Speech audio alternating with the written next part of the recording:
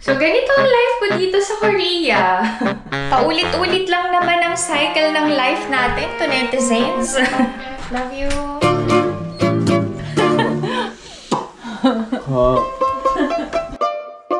Alam niyo tayo mga mommies, ang bukod tanging nagtatrabaho na walang sweldo. Tapos yung job description natin, unlimited, no? Harap!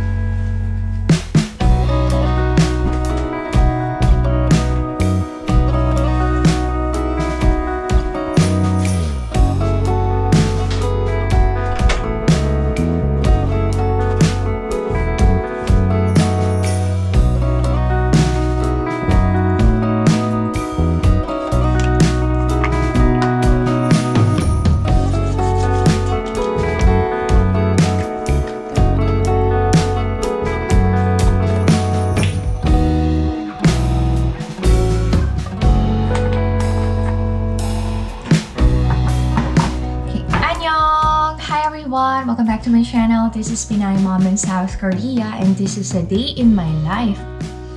How are you to netizens?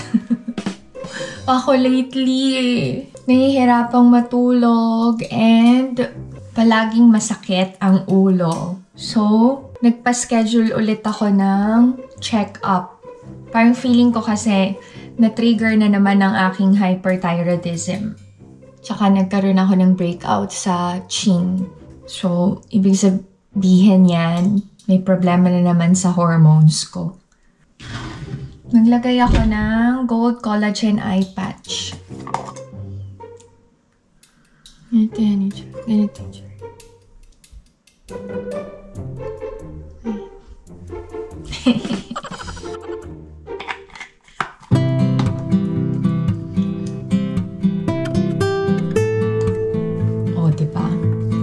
Medyo pumuti na.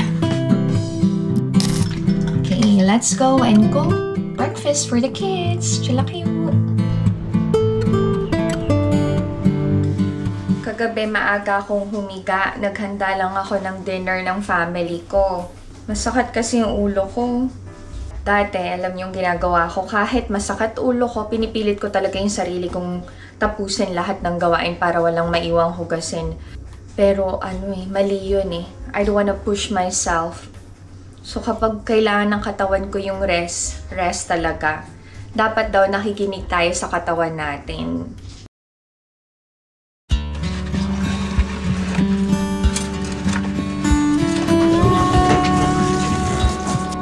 Kailangan ko magsaing.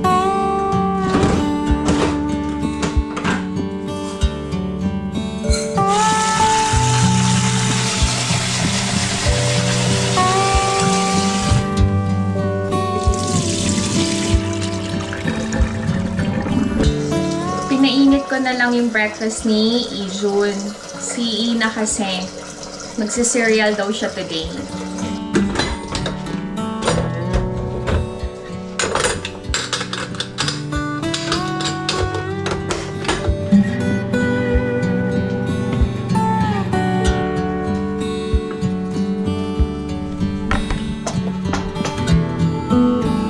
Meron siyang hindi natapos kagabi, sobrang antok niya na. Kaya, you don't expect me na utusan ng mga anak ko pagdating sa gawaing bahay kasi sobrang kulang yung oras nila sa pag-aaral nila. Gusto ba namin na ganito ang kultura sa pag-aaral ng mga bata sa South Korea? No. Kaya lang wala kaming choice kasi nasa Korea ang buhay namin. Ito naman kay Ina.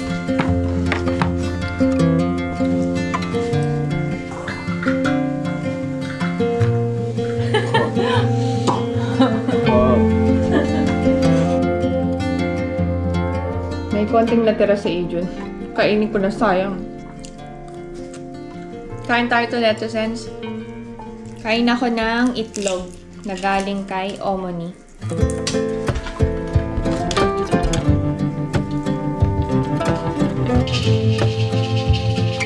Magluluto ako ng special dinner para mawala yung pagod ng buong pamilya namin. Alam nyo, ang buhay dito sa Korea parang laging nagmamadali. Tapos, palaging may competition. Nakaka-stress din.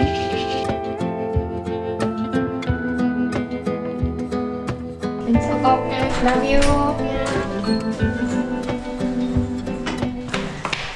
May order ako sa Kupang.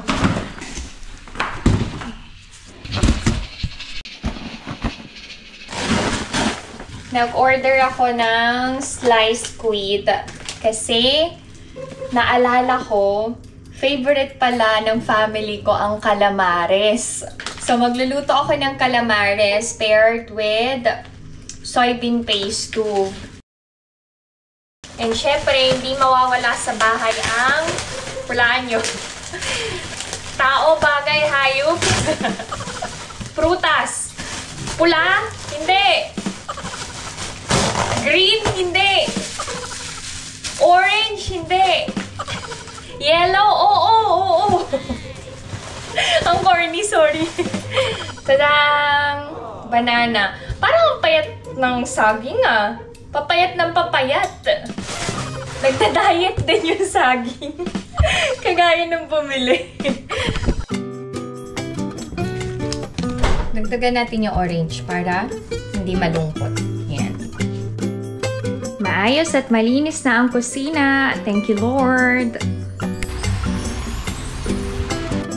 Maglilinis ako ng salamin. Ang gamit kong mixture pang linis is water and vinegar. 1:4 yung sukat. So, ito yan. May natira pa actually. Paubos na. Punahin ko na to. Tapos, punas lang. Amoy suka ba? Yes, amoy suka. Pero, nawawala din naman yung amoy. Basta pag naglinis kayo, buksan nyo yung mga bintana.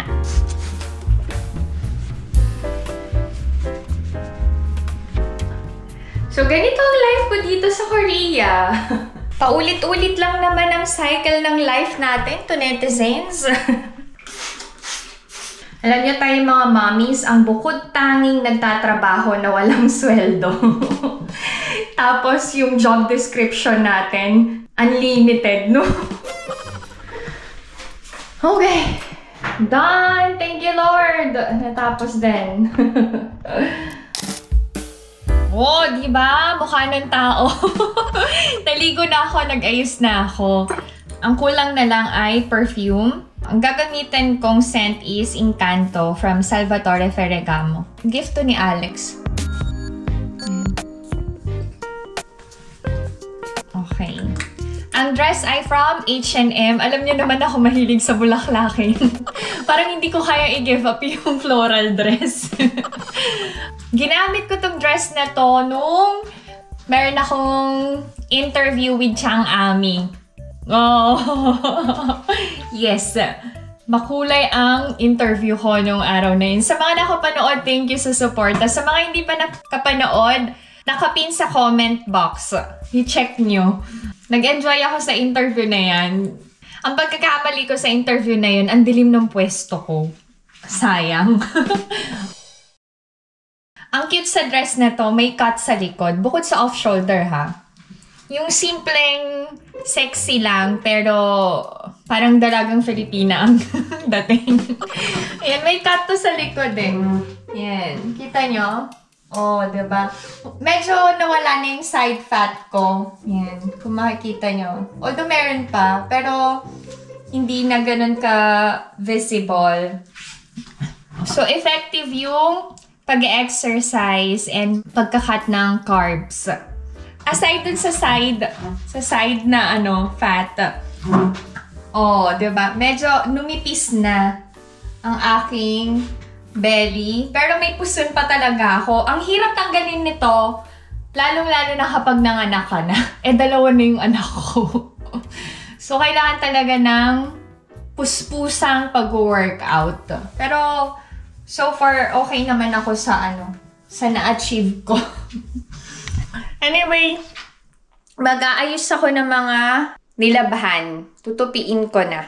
Samahan nyo na ako to netizens bago ako kumain ng lunch. So, natuyo na yan. And, ito rin.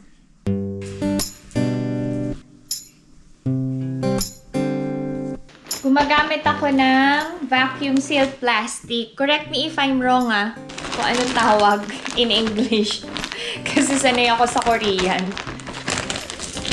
Nakakatipid naman to sa space.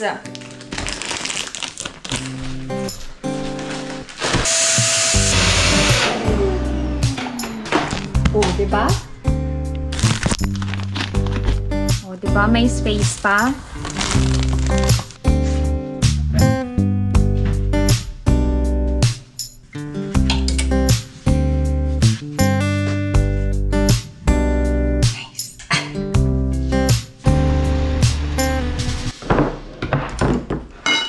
Thank you sa aking napakabait at pagmahal na biyanan. Ang dami naming side dishes palagi. Yan yung mga side dishes. Pinapakulo ko yung stew. Galing din to kay Omoni. Yang squash, squid, anchovy, radish leaves, and potatoes. So, this is my lunch to netizens. Ito yan. Side dishes from Omoni. Stew from Omoni.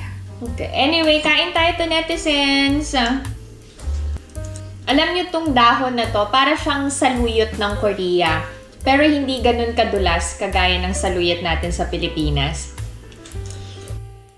May nagtanong, nagko-complain ba ang mga biyanan ko kapag konti lang yung hinahanda kong side dishes pag nandito sila sa bahay. Whenever they visit, and kung ano yung hinahanda ko, na-appreciate nila yon. Kapag iba-iba yung hinanda ko sa table, ang sasabihin kagad ni Omoni niyan, ang dami mong hinanda. Pero tatatlo lang klase yun Baka napagod ka niyan. Tapos sabi niya, you did great. Ganun kagad yung sinasabi ni Omoni. Si Abu Z naman, makomplain talaga siya sa lasa. Siguro kasi nakasanayan niya yung luto ni Omoni. So kapag nakatikim siya ng ibang luto, hindi niya kaganon kagad ma-appreciate, pero kinakain niya. Tsaka sa case ko, since may farm ang mga biyanan ko, mostly ng mga kinakain naming side dishes galing sa farm, hinahanda ni Omoni. Bihira akong maghanda ng side dishes na gawa ko. Kasi sayang naman yung bigay ni Omoni Walang kakain kapag gumawa pa ako dito sa bahay. And kasiyahan ng mga biyanan ko na na-enjoy namin kainin kung ano yung galing sa farm. Sobrang hirap talaga kapag kasama mo ang in-laws mo sa bahay. Hindi maiwasan magkaroon ng conflict. Parang bihira yung kasama yung biyanan na tahimik ang buhay. Meron at merong masasabi. So, before you settle down sa isang Korean, itanong nyo itong mga bagay na to. First, head of the family ba ang family niya? Kasi kung head of the family, sigurado yon na busy kayo every holiday, every ancestral rite. Kasi doon ginaganap talaga yung family gatherings. Tapos, kung panganay ba na anak, kasi usually, ang panganay na anak na lalaki ang in charge talaga sa mga magulang. And then third, nakabukod ba kayo sa mga biyanan or makakasama nyo yung mga biyanan once na nagpakasal? And then fourth, iaalaw ba kayong mag-work ng husband nyo kung sakali? I think yun yung mga bagay na kailangan nyong i-consider. Kasi mahirap pagdating mo dito sa Korea, mag-isa ka unless may kamag-anak ka na dito ha. Pero kahit may relatives ka na nasa Korea, hindi mo rin naman makakasama araw-araw eh. Dito sa Korea, busy ang buhay ng mga tao. So wala kang ibang kakampi, sarili mo lang. You have to be strong. Buo dapat ang loob mo na mag-settle down kasama ang asawa mo, and i-embrace mo yung new chapter ng life dito sa ibang bansa.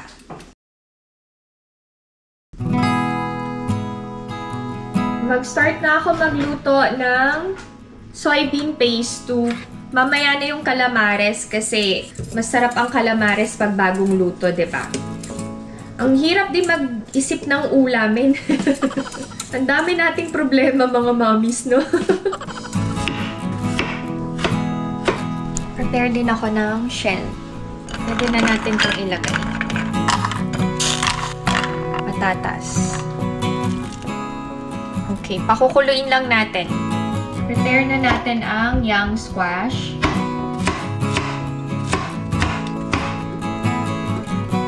Tapos, may tofu din. Etong natirang tofu, lagay lang natin sa container. Lagyan natin ng tubig. Tapos, i-ref natin.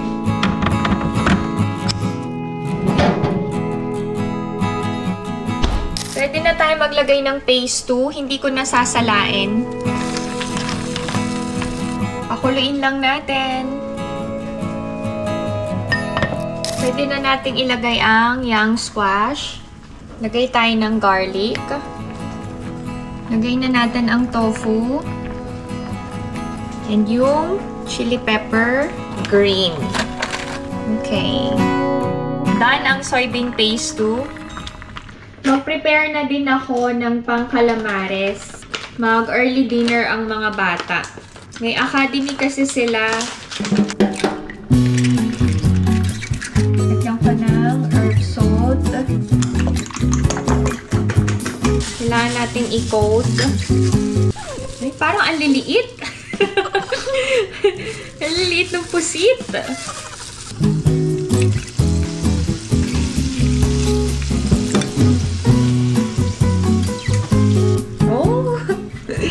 Oh, diba? Nice ang calamares pang thumbnail.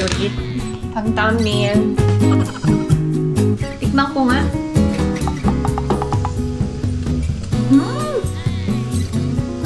Sarap!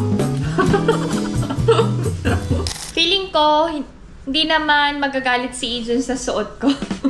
Nasa bahay lang naman kasi ako. Wag lang talagang lalabas. Bawal lumabas. May pagka-conservative si Ijun eh. Hindi ko nga mahintay na magka-girlfriend siya eh. Tapos yung girlfriend niya, no, mas revealing yung suot. Grabe siguro stress ng anak ko. Ang cute pa naman ng reaction ni Ijun pag mga ganun. Alam niyo si Ijun, yung reactions niya, gestures niya, nakakatawa. Pantanggal stress talaga. Si Ina kasi sobrang strong ng personality niya. Parang matatakot ka na asarin. Ganun yata pag mga panganay, no? Uy, done ang pagtutupi ng mga towels. Bilis, no? While waiting for Ijun, mag-draw muna ako. Ito yung kinahihiligan ko lately. Sobrang nag-e-enjoy ako.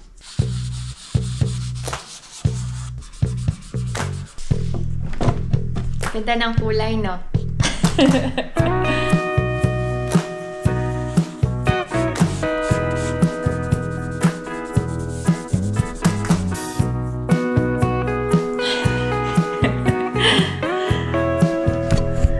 Ay, ang cute, no? Si Ina nagluto ng tteokbokki. Kainin niya daw with calamares. This time, gagamit tayo ng watercolor. Mag-drawing tayo ng bahay. Wait, kinakabahan ako. Mahirap magkamali kapag watercolor na yung gamit.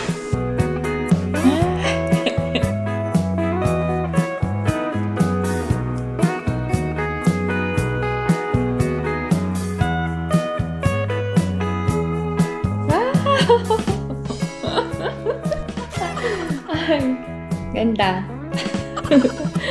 Makita ko sa inyo yung final artwork ko, ha? Sala kayo.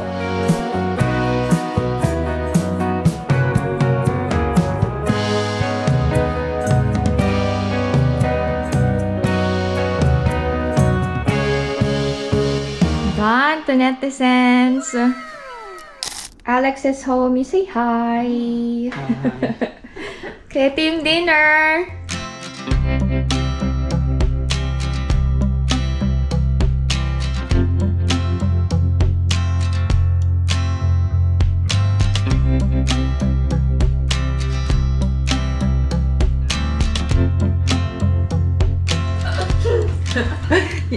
Check yung reaction ni Alex sa drawing ko. Tadang! Adi.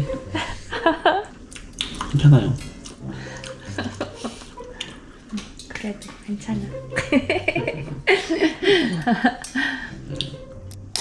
That's it. This is my video for today. Si Ina nagustuhan ng calamares, si Alex okay din. I'm sure si Ijun magugustuhan niya to. Siguradong sigurado ako. Kasi mahilig sa prito-prito si Ijun eh. So, if you enjoyed watching this video and new to my channel, please consider subscribing, like, and share. Hi, Mom. In South Korea. Stay safe, everyone. Bye!